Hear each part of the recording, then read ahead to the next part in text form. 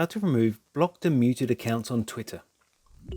In this short video, I'm going to show you how you can remove blocked and muted accounts on Twitter. But before I do, don't forget to like the video and subscribe to my channel. Okay, straight into it. So first, open up the Twitter app on your phone.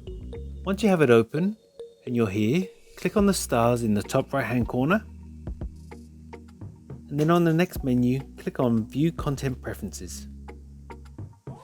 Next, click on Search Settings.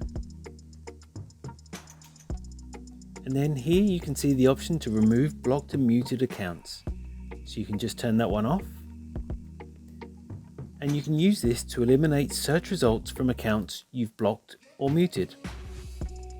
If you change your mind and you want to turn that back on, just switch it on again. And that's all it takes to remove blocked and muted accounts on Twitter. If you found this video helpful, I'd love it if you like the video, subscribe to my channel, and let me know in the comments if this worked for you. Thanks for watching.